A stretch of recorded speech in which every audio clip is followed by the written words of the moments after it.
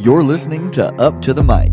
If you want to learn about the struggles and triumphs of starting a business, performing for sold-out arenas, or inspiring those you lead, Up to the Mic is the show for you. Throw on some headphones and get ready to listen as our host, Vinny Hale, sits down to showcase the stories of those who deserve their stories be told.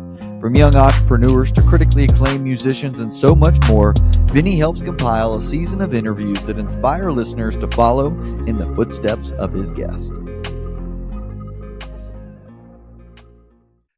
Welcome back to another episode of Up to the Mic. If you are loving the show, please do us a favor by subscribing to the podcast on your favorite platform and leaving us a quick rating and review. It goes a long way in helping us produce more great episodes like this one.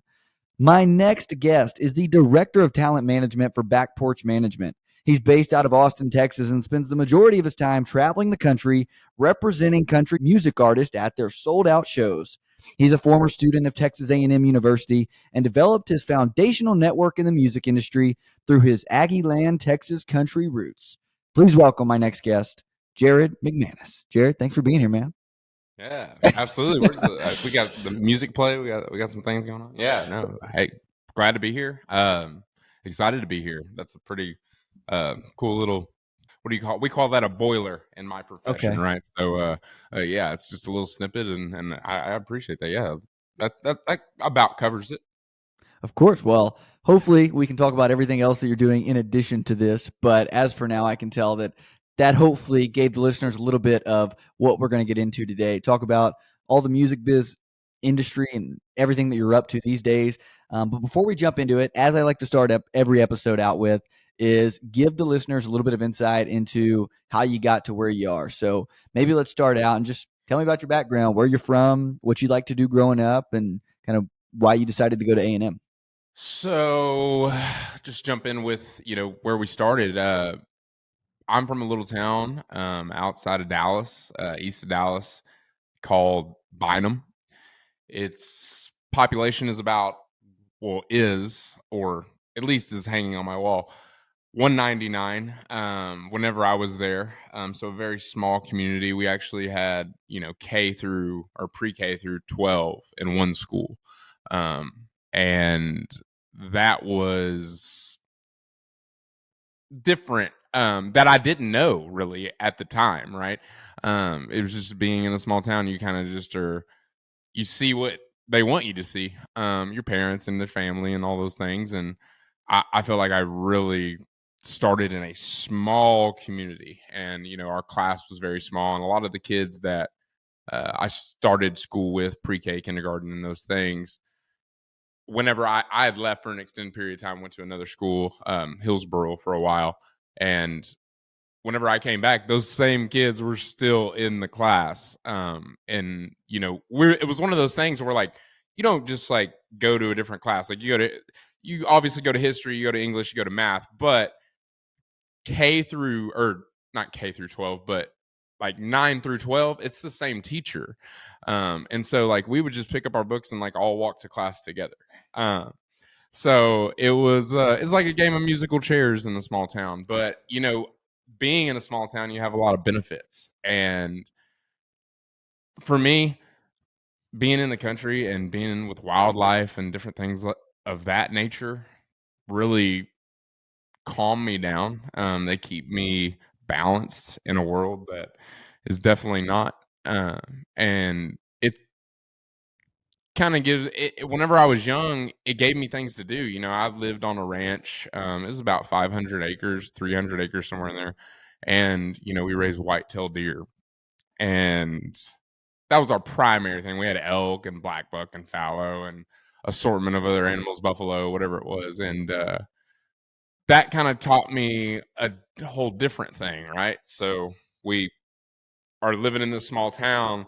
We have this ranch that we take care of, and then at the same time, my dad's working in Dallas, right? So I've always kind of had these degrees of accessibility to different places, and just knowing that like you can commute and go wherever you want to go and do whatever you want to do.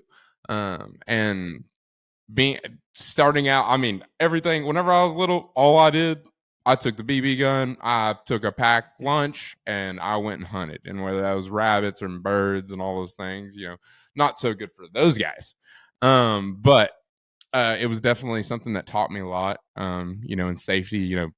Something about guns that people don't talk about is the process and the methods and all the safety and instructional things that go into hunting, and even gun specifically, but hunting in general, like, just teaches you a process of, like, you're not going to kill a huge deer, a real white. I mean, you can go pay to go kill one, and you can go hunt them on your high fences ranch with your buddies. But, like, if you want to actually kill a deer, you have to track that deer.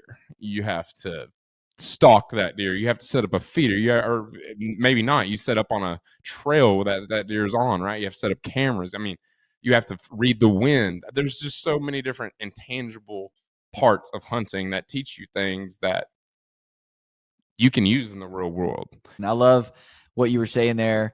I read a book one time, and it was about running, and they talk about this tribe in like southern Mexico, like deep South Mexico somewhere, and they were called the Tetu Mahara. And essentially, they are like the original deer hunters, and they would do it in the most amazing way. Now, could be tall tale. Allegedly, people travel down there every year to meet with them and try and learn from them. I don't know. They're one of the last standing tribes in Mexico. But the point is, they would run and just chase after the deer for so long that eventually the deer would drop dead. Like, they had so much stamina. They're known for being like the world's best distance runners because all they would do is just chase the deer, and they'd stay within like 100 yards of it, just like keeping pace and tracking the deer. And then eventually the deer would just fall over and die because it couldn't keep running from it anymore. They'd run after this thing for hours and just exhaust the deer, and then it'd collapse. They'd kill it, and they'd have their deer. But pretty wild story. But no, I agree. I share your sentiment from growing up in a small town. I think that you said it perfectly when you said it provides some balance being in like such a crazy and high paced world, because you live in Austin, you live in Dallas, you live in these cities that we do. And just last week got to go home and like visit my hometown, which wasn't as small as 199, but definitely, I mean, I grew up in a school that was pre-K through 8th grade and did the whole kind of same ideal. And just going back to that level of living, that pace of living is balancing. And you said it was like a balance. It was a good balance for you. And I like wholeheartedly agree with that. But And the balance, and then a little bit of like check, right? Like the families, I see we talk about like families on here, like coming from a small town, like your family is like everybody in your grade and in the other grades, like those moms, like if you were friends with one of your buddy's friends, like that mom was kind of like looked over you, and like their dad would like take you hunting, and like we all did things together all the time, and we were very interactive. And at the same time, we all knew everything about everybody, and it was very close. And I feel like even that was like a practice for real life today, because now everybody wants to be in your business, right? It was like a mini experiment of like social media. Everybody wants to know yeah, everything. Well, my whole life I've been letting everybody know everything, so it doesn't really matter, right? nothing to hide. And that's one of the things I like most about you.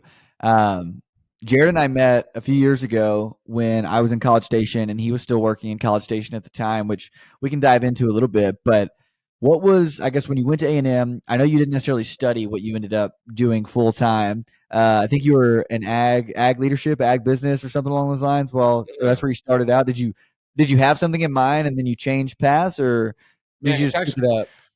It's actually crazy. So I had a good friend. His name's Addison Simac. Shout out. And he early on in high school, like we were always been friends since we were little, but in high school, he really like pushed me. Like he was always grinding. Like he was like straight A student, like athlete of the year, like fucking total popular dude. And like I fucking was not, but like Addison was my friend, and like people would fuck with Addison, and I would you know, make sure that they didn't.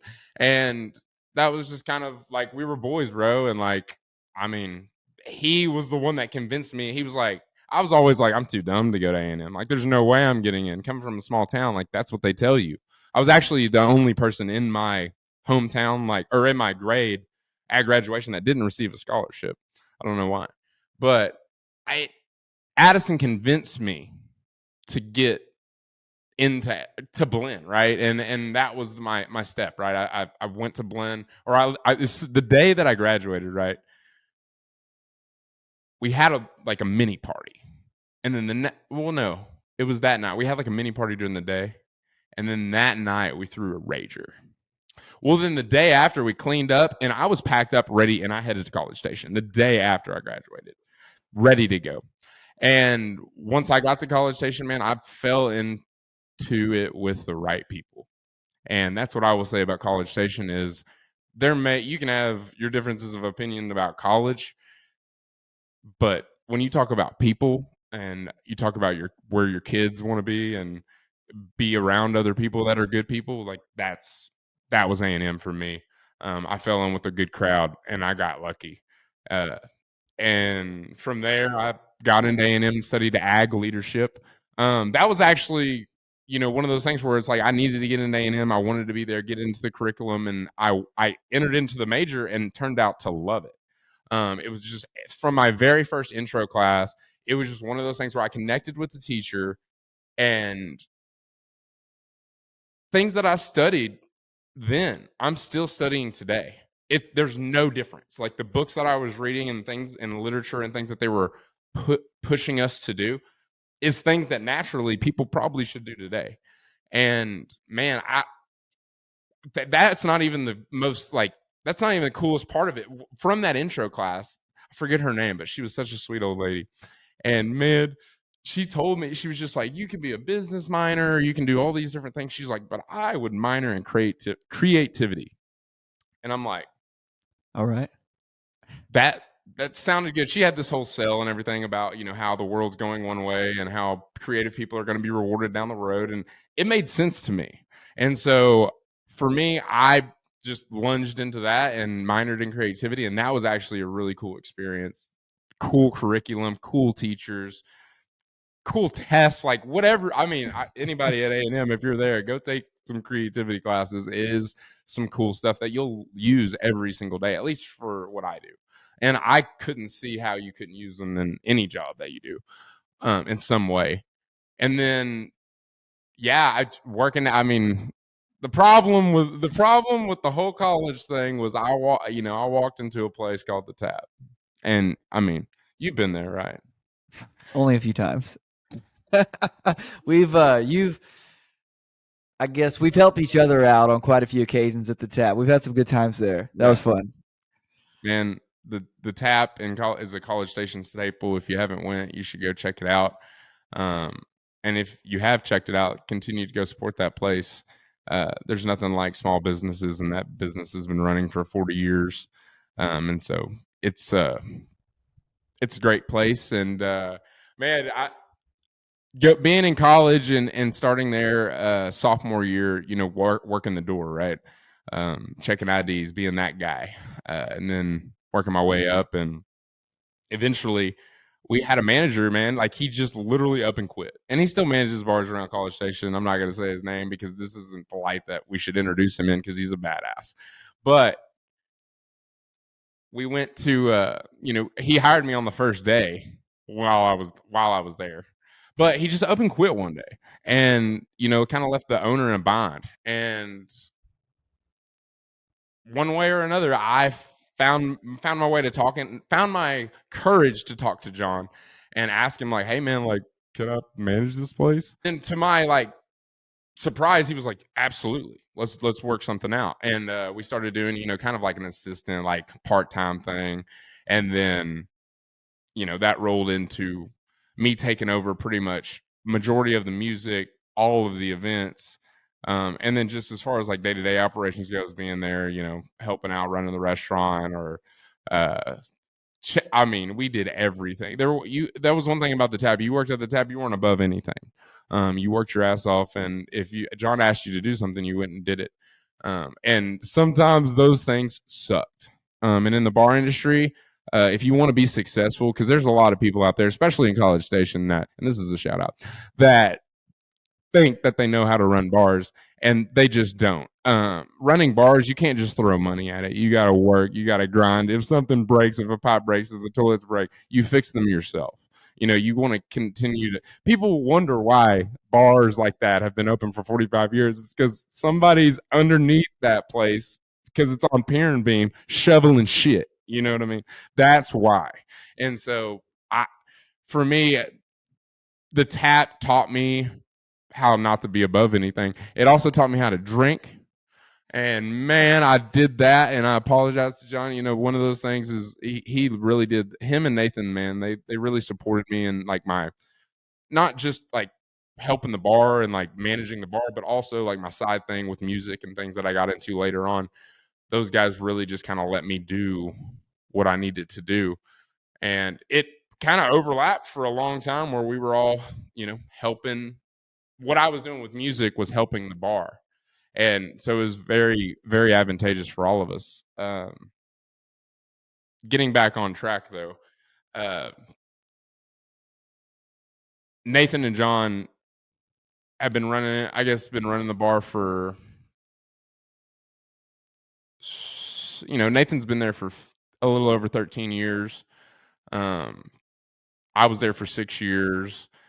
You know, John's been there obviously forever, and getting off track with where I was going with that, but No, you're good. You were just telling the whole story of how you eventually came into management at the Tap, which I think is awesome. And then you really got into also the events. I know the events of like the groups and the organizations that would come and plan things, but specifically like the concerts.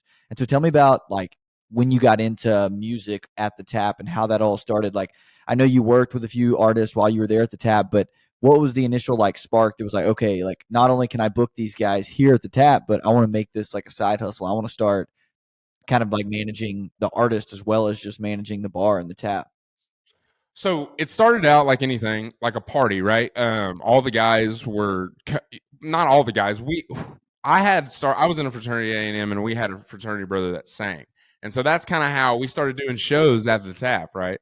And we're like, yeah, like y'all come up, and we were packing this place out, and and that kind of like clicked in my head. I could do events with like anybody, and anybody that musically that my friends fuck with, I could probably bring them in, and they would come, and so we kept going, and I met a guy named Chris Fox. He ran Texas Music Pickers. He got his PhD. I'm not sure where, but he went to Huntsville. What is that? What's the same Houston? Sam Houston. And then he got his PhD somewhere else. But very smart guy. He was a teacher for a while, and then got into Texas Music Pickers and started running like a publication promoting music. And so he started doing shows at the Tap as well.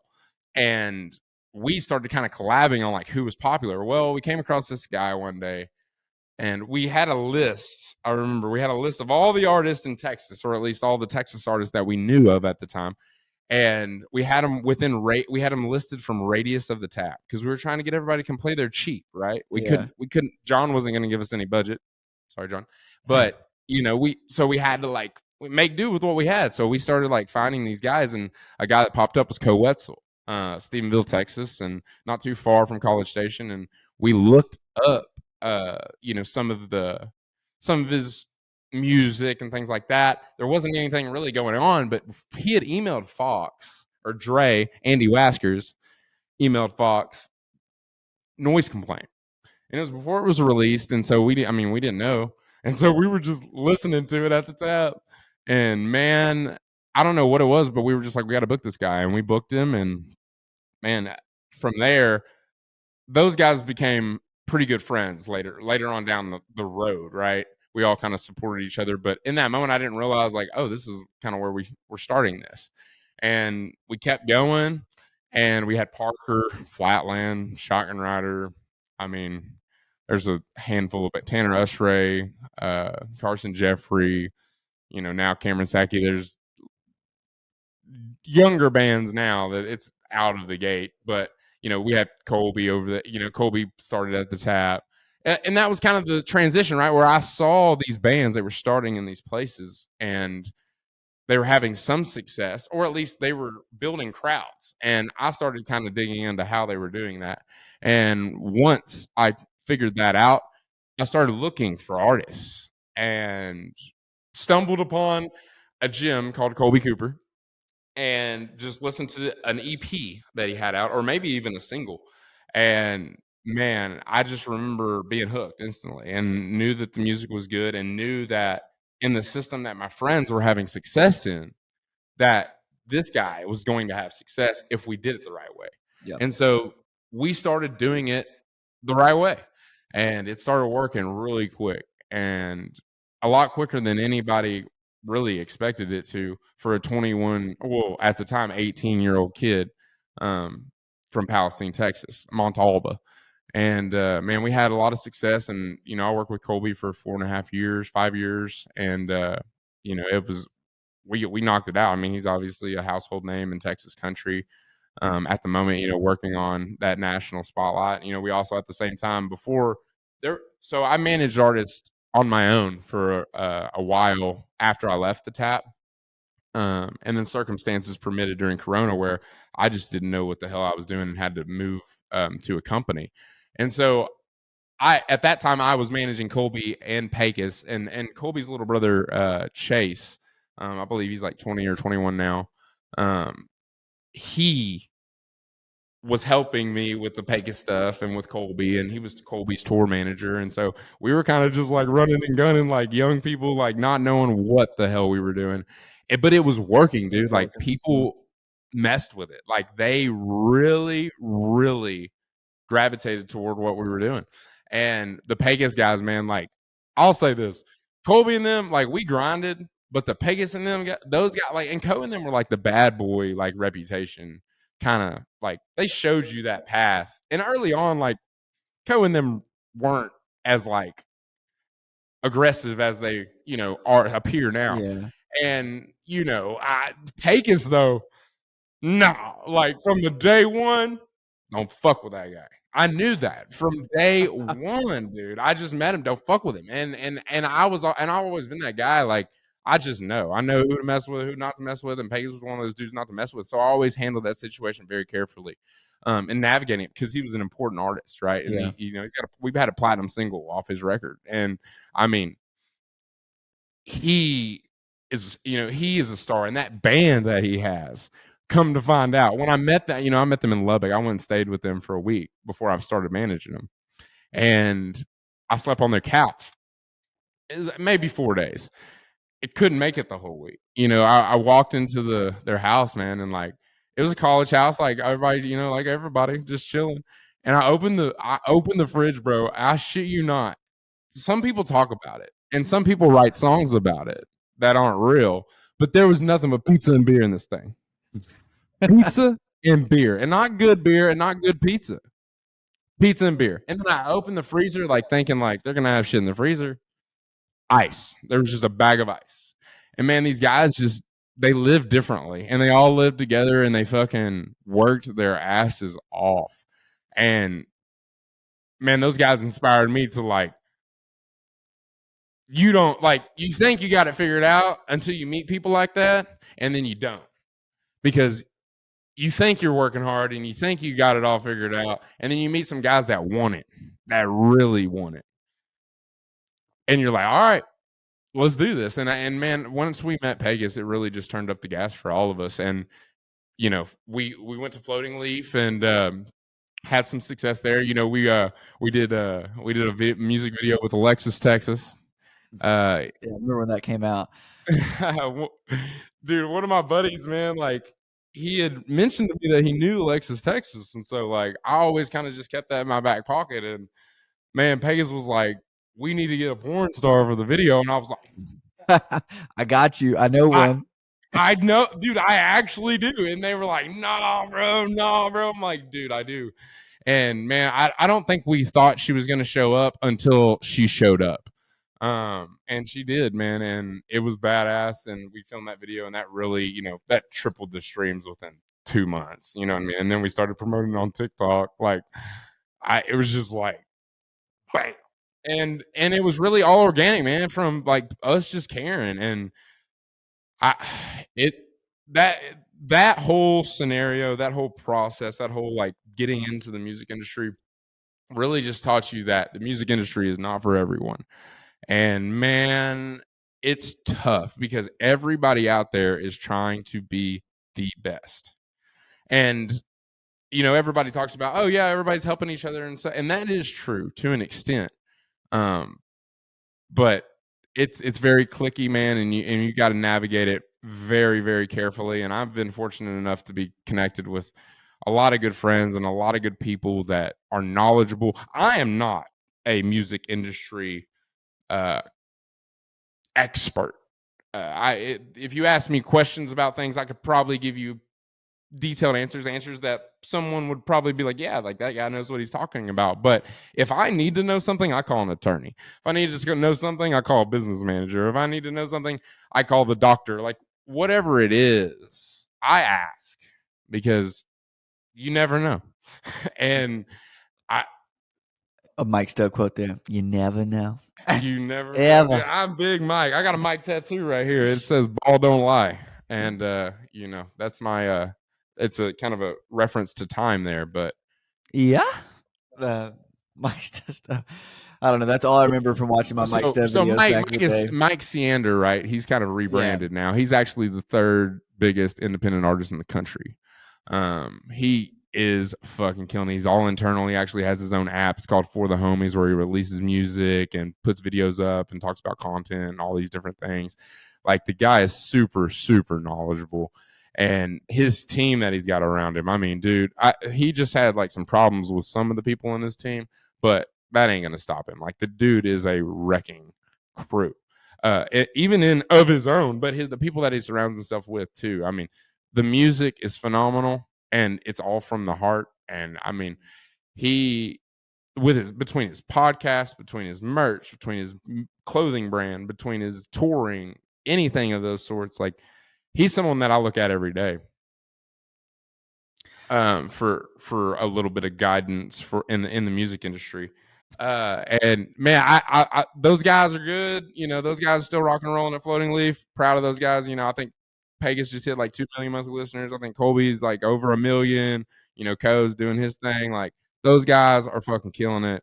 And I left abruptly, and I did that because I have my own path and my own mission and my own things that I want to do. And those guys were benefited from being around me for a long time, and I was very, very fortunate to benefit from being around them. And Colby being a dad, like he taught me more about what I'm going to do for my kids than just about everybody except for my father. And man, I love him for that, and I know that he loves me for the things that we all did. And so, man, it's cool to see them kick it. But now we're flash forwarding, dude, and man, I got these guys. I've got Carson Jeffrey. He's a cowboy hat act, and then we have Cameron Sackey band, more of a like reggae contemporary, a little bit of like Texas country influence, but more on the cusp of like leaning more so LA than Nashville as far as like country goes. But that genre is blending, so it's interesting to see where this is going to go for those guys. But Carson, like tonight, we're playing Billy Bob's. Hits his first headline show there. I said that. Sorry to cut you off. I said that to somebody last night. I was like, "Oh yeah, like I've got an interview tomorrow." I was like, "It's a guy he like manages Carson Jeffrey. They're playing it, or I didn't even say Carson's name. I was like, yeah, he's managing a guy that's playing at Billy Bob's tomorrow." And they're like, "Oh my god, like a guy you know's playing at Billy Bob's." I was like, "Yeah, he's like a big deal. He's really got it going on." So sorry, I didn't mean to cut you off. No, yeah, I love that. I mean, Carson being an Aggie, right? Like we all support that. And man, the guys. I was actually, I don't know who it was, but there was somebody that I like told like randomly, and it was like 3 or 4 weeks ago, and she was like, "Y'all are playing Billy Bob's? Like that's that's like a big deal." And for me, yeah. it just like clicked for like just bam, it hit me. I was like, "Man, we played Billy Bob's a few times with other artists, but I'd never really played Billy Bob's with my artist, with my company. It's just a different feeling." And then I'm sitting, we were at a show last week, and I'm sitting in my truck with Carson's guitar player, and he's like, "Dude, I was thinking about it. We're playing fucking Billy Bob's, like Billy Bob's, Texas, the world's largest dance hall, right? Like that is sick." And their parents are gonna be there, like their families are gonna be there, girlfriends, like we're gonna have all these fans there. We're gonna be selling merch, like it's badass. And man, like where we were a year ago, Carson and I, we started in June 1st last year. So we're almost up on a year. And in that time, like we went from, where we were to today. And it is, I will say, very small. I don't know if you've ever read. There's a book called, and it's like an easy one that I just don't. I literally saw it on someone's thing. Atomic Habits, right? It's Yeah. these small incremental changes, man, that make up and compound into things turning over and being bigger and bigger and bigger. I was also reading this other book called The One Thing, where it talks about these dominoes that are, you line these dominoes up, and technically you can knock a domino over with a domino that is 50% less of its size. So if we had a domino, we could have another domino here twice its size, and we could push them over and they would both fall over, right? Makes sense. Well, if you continue to do that, right, it's like by the 17th domino, you're as high as the Eiffel Tower, right? And then by the 54th domino, you're all the way to the moon. But the point of it is that you start out with this small domino and you just keep building. And then once you get them all lined up, you knock them over and all these things start happening for you. And I feel like that's what's really started to happen with Carson, is that we're building up all these momentum. We're putting places in, we're putting people in place, we're putting plans in place, and we're putting really everything that we can think of on the line to build this thing, right? Like we're just churning and burning anything we can do to make it better. We're grabbing those people, connecting with songwriters in Nashville, booking agent. You know, our booking agency was a boutique agency out of Nashville called Red 11 Music. They had an office here in Austin for a while that was acquired by CAA. And then the Red 11 Nashville was acquired by WME, which WME is, you know, one of the largest, or is the largest, you know, booking agency, talent agency on the planet. And so, you know, that's happened for us. Like, just like these little things, man, like they just keep happening. And like, you know, we have almost 1,000 tickets pre-sold tonight. And, you know, we're going to walk up probably in a double that. Right. And it's a year ago, we were playing at, you know, at Mule Barn. And I'm not saying Mule Barn's not great, but Mule Barn's not Billy Bob's. And, you know, we've really worked hard, and Carson's worked hard, and his band has worked hard. Those guys, dude, like you talk about some ballers, some street ballers, some dudes that like just came up and fucking hit it. Those guys bang. And it's badass, man. Like they are a country band, a real country band, not this fake shit that you see I everywhere. believe it. Yeah, if you follow Carson on social media, like he's as real as it can get. Like he will just be straight, brutally honest with you. He'll pull out a guitar from like years ago and play it like it was brand new, finely tuned. Like, Yep. dude, he's a baller. And I mean, I can't speak for his band, but like from what I can see from an outsider's perspective, like got it going on. Got it going on. Dude, he's so like humble too. Like he'll be like this silly, like, you know, cool collective guy, and then like he'll turn around and be that hard ass dude too. Like he's not afraid to do it all, man. And that's what I really like about him. He stands up for what he believes in and stands up for himself. And there's nothing better than doing that. And then on the same token, or the flip, on the same side, or the different side of the same token, or whatever the hell you want to say, I've got Cameron and the Knuckleheads. You know, I've been doing a lot of like exercising and a lot of like, what do you call it? Like physical health. Yeah. Which I feel like transitions into your mental health, but I've been doing that because these guys they're a little bit younger than the Carson crew, but they are a bunch of knuckleheads and they are out of control. But that's what you want, right? In the music industry. And that's what a lot of people are scared of to work with. So like that works well for me because I'm not scared to work with anything.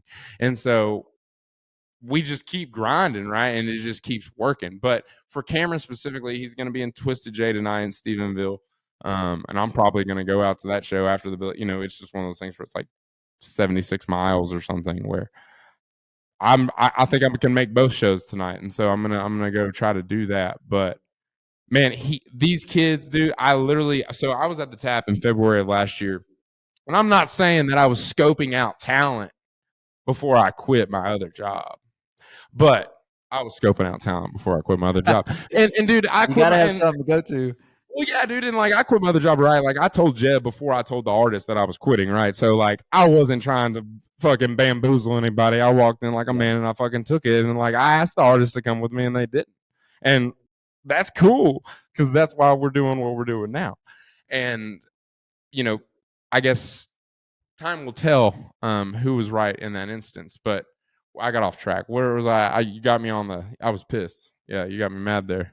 What were we? No, my bad. You were talking about how you just left and you're gonna make both shows Oh tonight. yeah, both shows Yeah. tonight. Yeah, so Twisted J. So these guys, dude. So they really haven't toured a whole lot, right? Like last year, you know, they played less than 15 shows, and in the month of January, we put together a tour, their first tour, and it was about 8 shows, like here in and around the Texas, Oklahoma area. And man, we turned over hella tickets. You know, I believe we sold like total in 8 shows, like around 3,000 tickets, somewhere in there. Like nothing crazy, but very impressive for a first time band, right? Yeah. Like in these venues, like just doing what they're doing, just killing it. And so we took a couple of months off, and now we've circled back and we've got like the School's Over tour, which we've got some new music that we were planning to roll out a little bit sooner than we were expecting, but we've got them now, and you know, our plans to put out the music, but the tour and all those things are kind of based around the music. And so right now they're hitting, you know, they did Arkansas, Oklahoma, they're doing Hurricane Harry's, Twisted J, Cheatham Street, they're going to do Dallas, Hanks and McKinney, they're going to go to Colorado, go to Denver, Greeley. So that's like a smaller scale, right? We're not at Billy Bob's, right? But we're touring all over the country and in the United States and building their fan base for the first time. And man, like, I can't tell you how much and how important it is for these bands that, you know, a lot of these bands build their fans on TikTok, right? And they build their fans on wherever they go on tour with some big name artists that I can't really say any names, right? But that's not the way to build it, man. Like these kids, they're going out and like, yeah, like there was a show last week where I think like 100 people showed up, you know, fucking sucks. Like sucks for 100 people to be at a show and you're like rocking out with your band. But you know what? The band played badass, and then they met those fans after that, and those fans will be fans forever. Those fans will buy t-shirts, those fans will buy hats, those fans will come hang out, those fans will know the names of Cameron's girlfriend, those names, their wife one day, and his kids. Like those are going to be fans that we are going to carry with us for the rest of our lives. And so that's what we go out and build. You know, a lot of these things you can be manufactured through social media and things that of that nature that you pay for, but you can't pay for this. You can't pay for it. What do they call it in business, right? Sometimes they call it sweat equity. Like this is our sweat equity. We go out there and we get on the grind, and then, you know, a label's going to be interested, you know, and then Spotify's going to be interested. Apple Music will be interested. Amazon Music will be interested. You just have to get them interested, right? And with Cameron and Carson coming in, you know, they're young, dude. They're 24 years old, 25 years old. Like these guys, most guys don't come into their prime of their careers until they are 30 years old. You know, Michael Hardy, perfect example. Morgan Wallen, Cody Johnson. Like these guys that are household names, these guys that are freaking killing it right now. Like they came into their prime at 30 years old. And man, that's the trend for right now, right? There's guys like Chris Stapleton that like blow that out of the water, right? They're all called outliers. It's a good book to read. And Malcolm man, Gladwell. I was actually brushing up on Malcolm Gladwell this morning. He is a very intelligent individual. To him, his public speaking though, it's hard for me to listen. But have you seen him in person? Like, have you seen what he looks like? He really blew me away when I like read his book, because Tipping Points was a really good one too. If you haven't read that one. You blew him away, or he blew you away, because he's a small guy. No, he's very small, and that, well, I'm saying it blew me away what he looked like, and I know I'm a small guy, but you know, no need to bring it up to the listeners. They don't know that. No, I'm saying Malcolm Gladwell, like that dude is like no, he is, and he's got the big like Einstein fro, and yeah, like the dude needs to eat a steak dinner at Perry's or something like that, right? Is that shout out? There we go. That one will be coming soon. That's foreshadowing. Yeah. Where were we at with that? we were talking about how you put in some sweat equity. That's how you build y'all's brand. That's how you build those guys. You don't pay for the actual, you don't manufacture anything, and y'all are going to make it further and hopefully farther that way. But then you got into talking about how 30 is the new prime and how there's outliers like Chris Stapleton. And then we And there's talked about younger ones, outliers. right? Like, and there's young kids that are having success, and that's good. Unfortunately for the young kids, it's hard to deal with success early. I saw that early on with our guys, right? Like there were situations where we were in things happened that you didn't want to happen. There's phone calls that got made that you were like, damn, like wake up in the middle of the night and you get hit with that. And it's like, it's heavy, man. Whatever you want to talk about. I mean, I like the way we've been going with this. I was going to transition into talking about how you kind of run your business and how that operates, and you kind of went into it for me. One thing I am curious about, like specifically, you can talk about just kind of the general flow of Back Porch Management, right? I don't know if we ever shouted out the name, but Yeah. It's Back Porch Management. So I'm actually in like a conflict, and the guys don't know. We've got like we're like renegotiating contracts and things like that, and so I am actually on pause with Back Porch Management. That's something I started in 2018, and it's something that's very important to me. And it's how I've been operating. I've just had some ideas, like revelations. Is just like I've also gotten a little bit more creative in business deals, and so right now I'm at a standstill.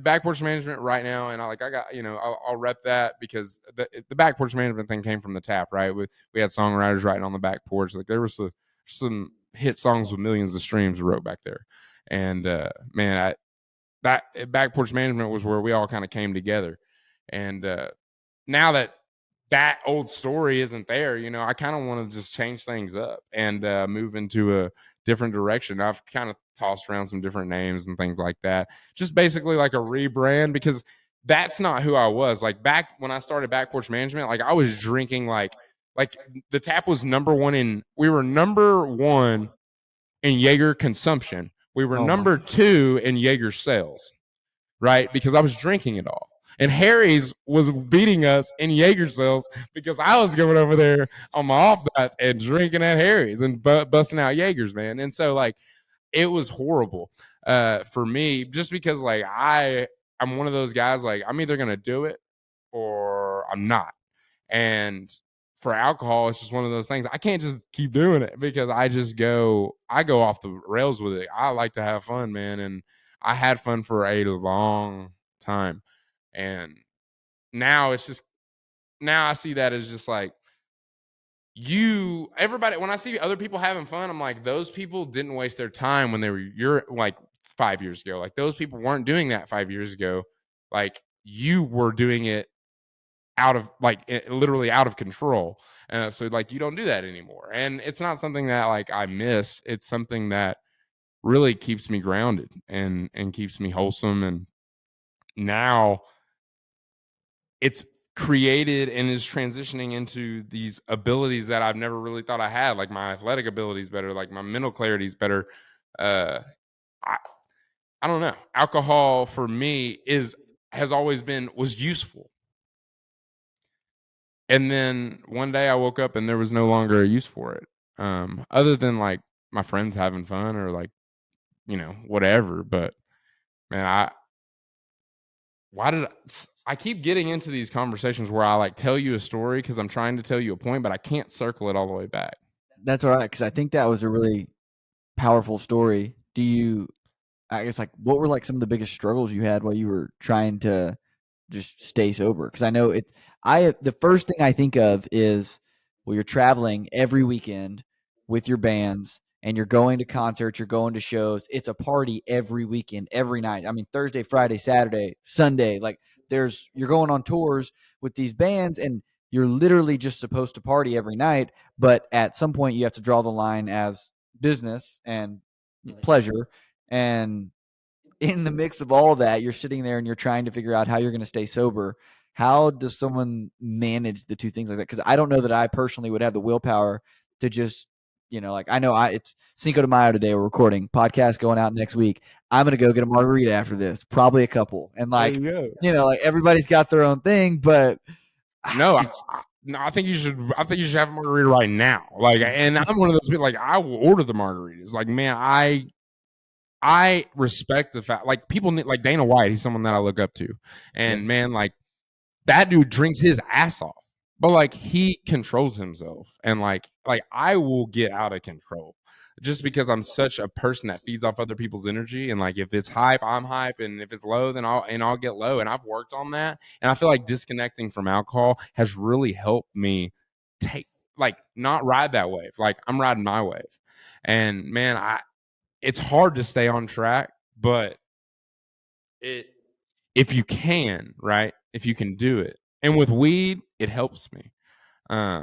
And that may be just like me telling myself that, but like I don't care. I gotta have something in my hand, like, and I'm a big fan. Like I'm not gonna lie, like I have another addiction now, like that stems from Dr. Pepper. Like Dr. Pepper Zero is now my number one. Like I have to have a Dr. Pepper Zero every day. It is a new thing, and I'm literally I have a rubber band right here, right? I have to, like I don't know why I get addicted to things, but I just do, dude. And like that alcohol, man, like I was addicted to that, and not just addicted to that, but like addicted to the attention that the alcohol brought on me because I would drink more than everyone.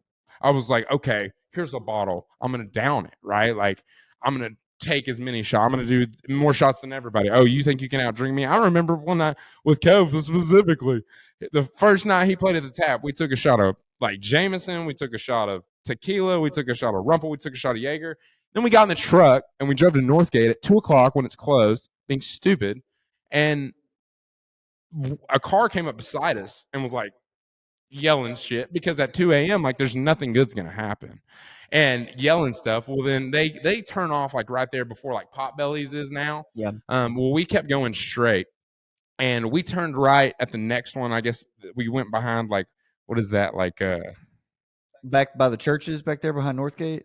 not the churches, but like the bars right there. What is that? Like the corner, and then there's like a couple of like dark side bars. But there's like a little street right there. So we took the right. Well, we get to like that intersection where the parking garage is over here. Mm-hmm. Yeah. And then is it like not Logie's is like kind of over there. Logie's is over that direction. But there's that intersection. Well, that car rolls up to the intersection, and my truck rolls up to the intersection.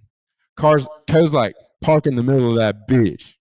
And I do, because that's what he said. And so I parked in the middle, and he gets out of the truck, and he starts banging on this car. And he's like, get the fuck out of the car. And just yelling. I'm just like, holy shit. Like, I'm fucked up. I'm like, I was probably agging it on, honestly. I ain't going to act like I'm just like this hyping him up in the background. Yeah, like, yeah. Well, then behind the car is a cop car. No shit. And man, lights up, right? The lights turn on.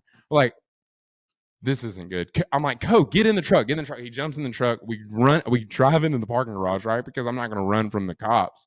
And so we drive all the way up to the top floor of the parking garage, park on the top floor. And if you go to that parking garage, you can see, like, if you go to the stairs, there's like a little, like, gap between the bottom of the stairs and the top of the stairs, right?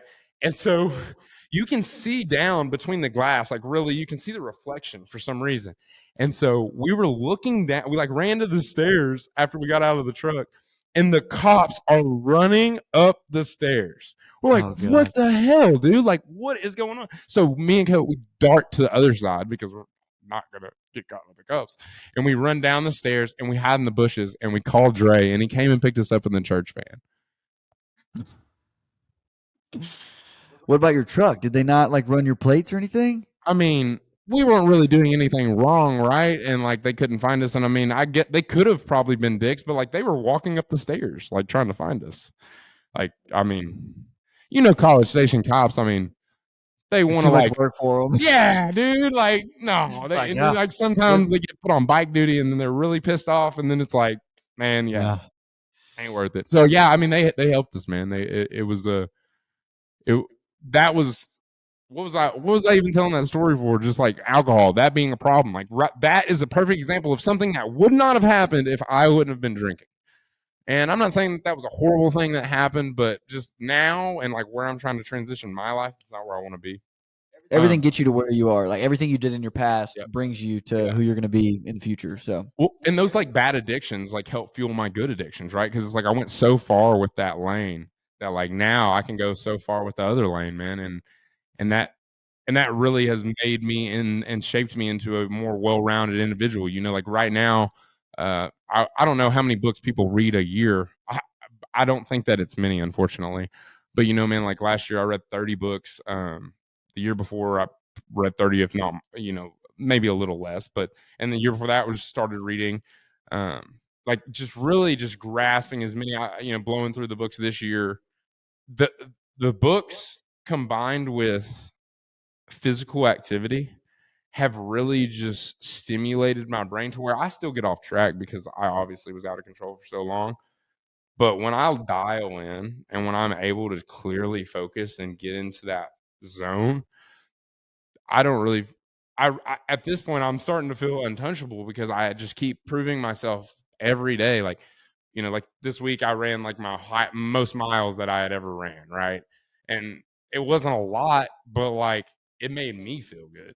And like I was reading David Goggins' new it's not a new book, but an older book called Can't Hurt Me, yeah. right? And this dude, like I've followed him for, you know, a year or two, and I hadn't read his books, but man, look, reading the book, like this dude ran 100 miles in 24 hours. He did 4,020 something push-ups in 17 hours. Like this guy is like the ultimate, like, you told me I can't do it. You do it just to piss you off. Just gonna do it to piss you off. And man, like there's something to be said for that. Like I said that earlier, I think when we walked in. If you don't stand for something, or if you can't stand for something, you don't. What did I say? If you don't stand for something, you'll stand for anything. Right? Isn't that the quote? Am I butchering that? Is it? If you can't stand for something, then you'll stand for or then you'll fall for anything. If you can't stand for something, then you'll fall for anything. Go with that. If you can't stand for That's something, you'll it. fall for anything. That rings true for me and David Goggins, man, like being a Navy SEAL, like just that level of inspiration and thinking like what was really on the line when he was like running and doing all those things, like in his head, what was important to him, like where you know, he had his wife and he had his mom, like his dad beat him whenever he was younger, like just all this fucked up shit happened to him, dude, all the time. And man, if he did not turn around and just say, I don't care. I don't care that all this bad stuff happens to me. I don't care if you hurt me. Like he literally, the book, you literally can't hurt the man because he's not afraid to die. And man, there's something to be said for that. There's something to be said with that motto. I feel like those guys, whenever I hear those guys speak, all those guys have like this big like persona of Texas. Like they always like put Texas up. You know, Joe Rogan, I listen to him a lot too. And man, it's really it feels a little macho, but man, if you meet those guys, like they're not macho. Like David Goggins is probably one of the more like feminine people you'll ever meet, right? Like he's not like this macho guy. Like seems like he's more chill. But it's about being able to conquer. You know, he talks about mastering his mind, right? Like running all those miles and doing that every day. You know, he runs about 10 miles every day. Like that's like his minimum. And man, working up to that, I'm at like, you know, my phone, it goes in and out as far as like the tracking. I'm doing at least 3 to 5 miles a day. And it hurts, you know, since January, I've done, it's like 700 kilometers and not running them super fast, but also like pairing that with like exercise in the morning. So like I'll get up and the first thing I'll do, if I'm being real, is I'll smoke a blunt, read a book. And that gets my mind turning. I'm in like a good spot. Go to the gym, exercise, and then I roll on to go run. And then once I get back from running, man, then it's like I conquer the next thing. The hardest thing, well, I try to, right? You say that. You want to do that every day, but Do the hardest thing first thing in the morning. do the hardest thing Yeah. first. By 6 a.m., you've gotten the hardest thing you have to do today out of the way. Exactly. And for me, like getting into the gym, like I'd never wanted to be in the gym. My coaches were horrible to me. My coach in high school my sister like dated his brother for like 10 years. And then like they broke up whenever I got to high school. And so I'm not saying he had it out for me, but like I didn't like him, he Definitely didn't wasn't like good. me. Yeah. Yeah, I mean, like whatever. And dude, that kind of fuels me today. Like always getting, whether it was like sat down, like put on the bench whenever I like felt like I was doing really good, or like being told to wait, or being like, I don't know. It's like all these things have kind of led up, and you listen to David Goggins, like all these people telling you that you can't do anything, and you just keep on going. I think it's crazy that, I don't necessarily like the term addiction, but I think it's a good thing to be obsessive. Like I think it's a good thing to be obsessed with something if you're obsessed with the right things. And running has been that for me. And I only say that because you brought it up. And I'm not here to talk about me. I'm here to talk about you. But running has like changed me, dude. Like I have always been someone that has stayed in reasonable shape. I played sports in high school. I was no stud athlete by any stretch of the imagination. But I got into running in college because I liked to eat Chick-fil-A and pizza and go drink with my friends. Like, that I liked to live the college experience, but I didn't want to just like blow up on myself. And I started running. And then I slowly started getting into it more and more and more. And I remember like my senior year, I was like, I'm gonna run 1,000 miles this year, which was like a lot. And I was like, I'm gonna do it. I'm gonna run 1,000 miles. And I didn't even get close. I ran like 750 or something. And I was like, damn, like I really thought I was running a lot. Next year I ran like 1,500 just because I was pissed off. And I think one of the biggest things you can do is, and not to go on some soapbox here, but you have to figure out a way to have a chip on your shoulder, because everybody, and I'm stereotyping here, generalizing a little bit, but everybody for the most part that does something noteworthy or story worthy here on the podcast did it because they were pissed off about something. They made a change, or they created a product because they were pissed off that it wasn't there before, or they lost a bunch of weight and ran all these miles like David Goggins did because he was pissed off because someone told him he couldn't. He went to Buds 3 times, like Navy SEAL basic underwater demolition SEAL straight. Like, he did the hard ass shit, and he did it 3 times just because he kept failing and people told him he couldn't go back, and he kept doing it. And so again, not to go back on the David Goggins stuff, but everybody needs to figure out, I guess you could call it your why, like some reason that pisses you off enough to take on something that you wouldn't otherwise. And, I'm not out here running ultra marathons, but I run just like you. I run to stay in shape now, but I do it because it makes my day better. It's my favorite part of every day. Like Yeah. when I wake up and I go for my run, or I leave work and go for my run, it is by far the best part of my day, because not only, I mean, I don't run fast. I'm out there and it clears my mind. It literally just resets for the rest of the day, whether that's the morning or the evening. So, Well, I'll say when you did the Dallas Marathon, I don't know, that was what, a few months ago. yeah. I mean, and you were kind of like, really, I will say you were picking up the steam on that Dallas Marathon, like kind of practicing whenever I was really like pushing myself to like stretch the miles. And like, I will say that you kind of inspired me to like, at least someone's doing it, right? Someone that I Yeah. know, someone that's an actual person, someone that's not, not someone I'm not reading about. It's actually getting up and not being a lazy asshole, right? And that helped me like really push, because there's humps, right? Like people don't talk about that. And that's the part that people need to talk about, is that when it gets hard, don't stop. Just keep going. Like, because there's going to be people like Benny that come up that help you, that like when you need that little bit of inspiration, they're there. So just keep going, and those people will fall in line, right? Like those people will show up for you just like you showed up for them. And that back to why I started running. My buddy Corey Kent, who now, like back then, like I don't, nobody, only the cool people knew who he was, right? I got a story about Corey after you finish. Yeah, cool. Well, good. And Corey was like the one guy. He was like, man, because I was obviously, I was in a bad spot, man. Like I just wasn't happy. We were having all this success, like all the money, like everything was cool. Like for the first time in my life, like I had some stability, and I was the most unhappiest I had ever been in my entire life. And Corey reached out, of all the people and artists that I wasn't managing, and was like, man, like just put your running shoes on. And this was before I read Atomic Habits, but and it made more sense after that. But he was like, just put your running shoes on. Get up in the morning and put your running shoes on. Don't do anything, just put them on. And man, like I started putting the running shoes on, and I started doing a lap, right? Like one lap, because I was past 300 pounds, right? I weighed today for the first time in 3-4 months. I'm 195. I did not mean to be 195. I want to be like 225. I just haven't weighed myself. So it's kind of a gut check there. But just putting on the running shoes made a difference. But to Corey telling me to just try that one, just do that one thing, like that one time, just start. dude. And I don't know what it was. I just kept doing it, and like it was hard. It was real hard, and I just kept doing it. And now it's my life, and I it couldn't be happier, man. Like because I disregarded my physical health for so long, right? Because I disregarded my physical health or mental health for so long, because I made poor decisions, because I was a shitty person, like because all those things happened. Like I'm so excited to wake up every day and be a good motherfucker. And that is the struggle that I will have to deal with for the rest of my life. But like I will get up and be that person, because that's who I need me to be. It's who my family needs me to be, and that's who the love of my life, wherever she is, will be. And that's all I care about. It's Not inspiring, trying to man. get emotional, man.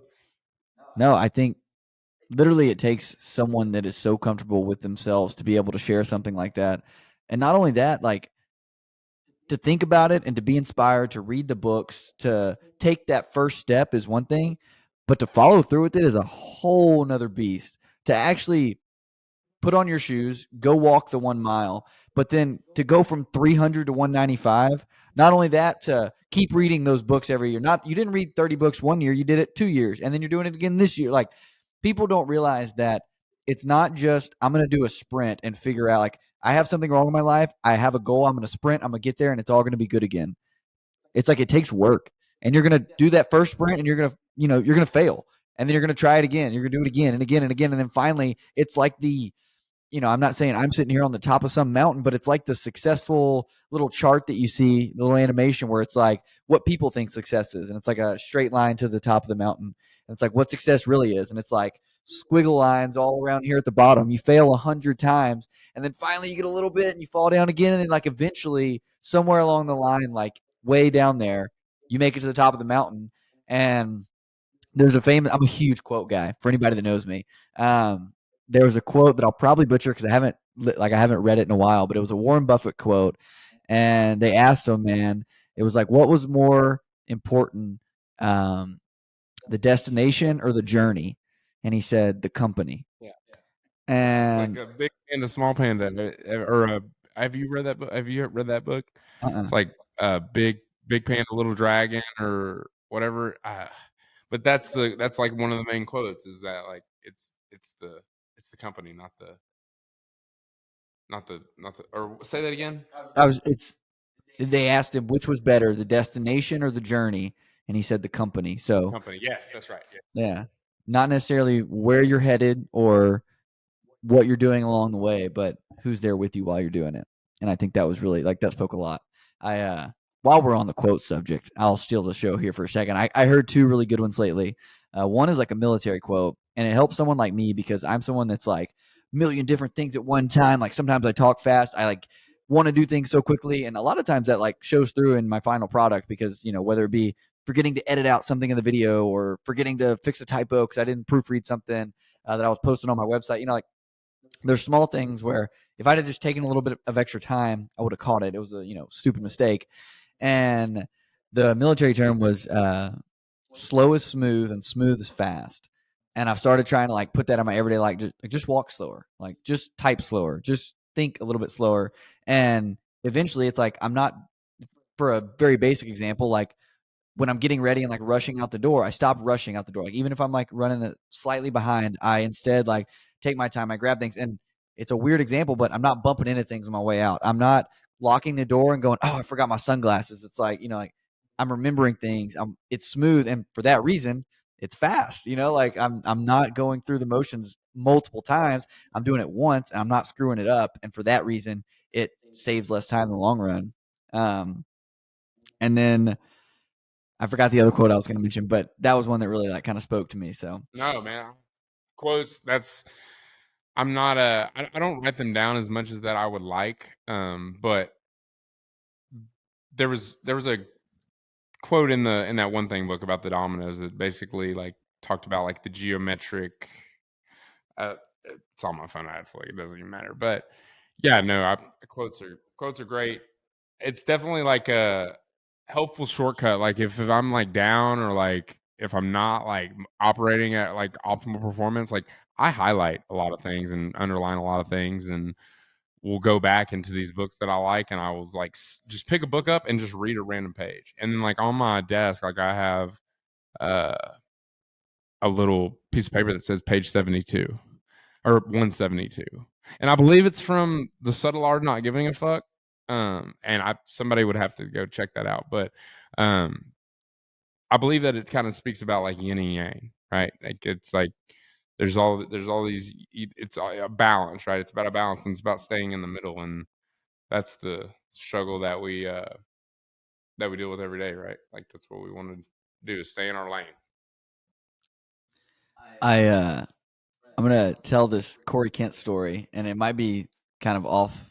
I grab my phone, but basically, so I like obviously know who Corey is. He's a big time musician now. I mean, like he's like huge now, or at least from my perspective, like he's doing great for himself. And there is a great friend of mine, and his wife's little sister, is like an aspiring musician, and she's young, but she's pretty good. She does shows around, like their hometown and whatnot. But I remember she came up to me one time and was like, "Hey, like, I saw that Corey Kent. Like, can you introduce us?" And I was like, it's like I don't really know Corey Kent. Like, why do you say that? Like, I don't think I've ever met him. He's a great musician.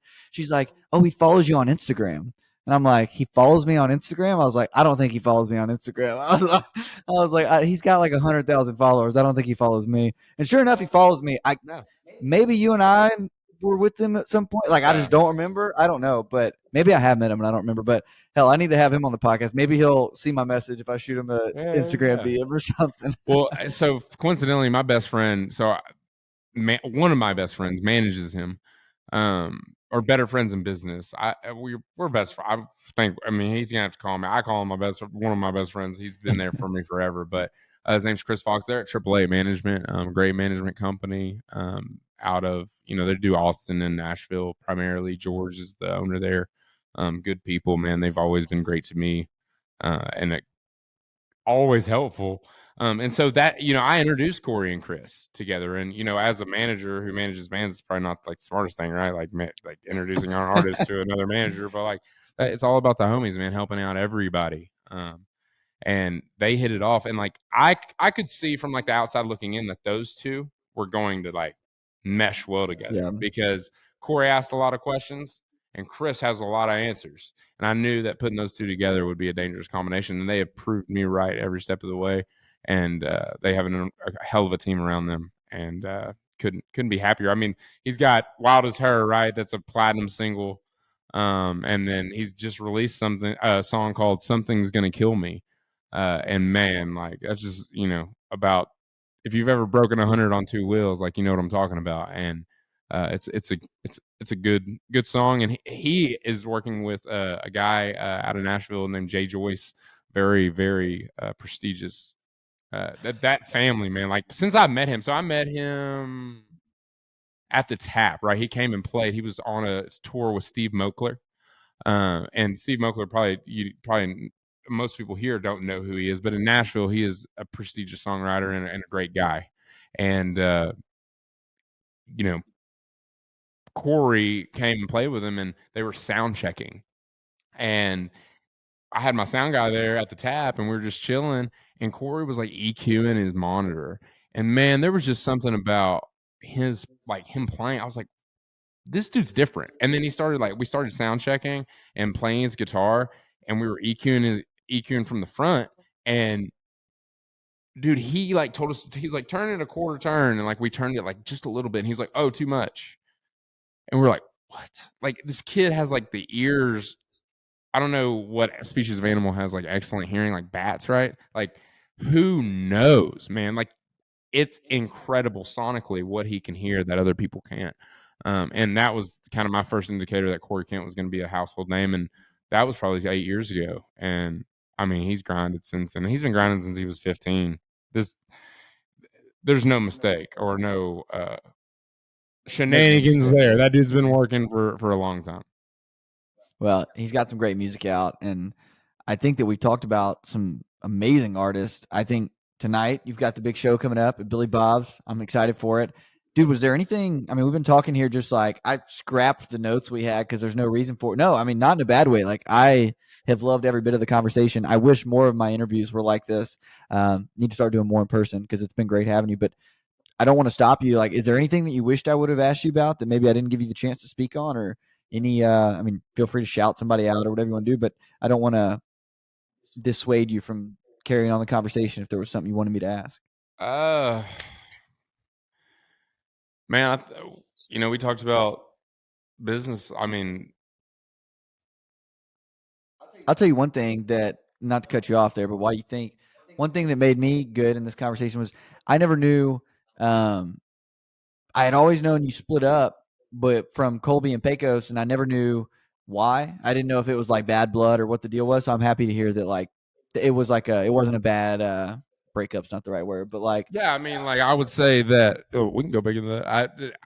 I wouldn't say that there's any bad blood on my side, because there was some concessions made on my end that nobody would ever make, and so business wise, so there can't be really any bad blood, like realistically, but I mean, like Colby and I, we don't really talk, which sucks, but he's doing his thing. It's like when you're in this, and I think these guys all understand this, and that's why we're all kind of like men about it, right?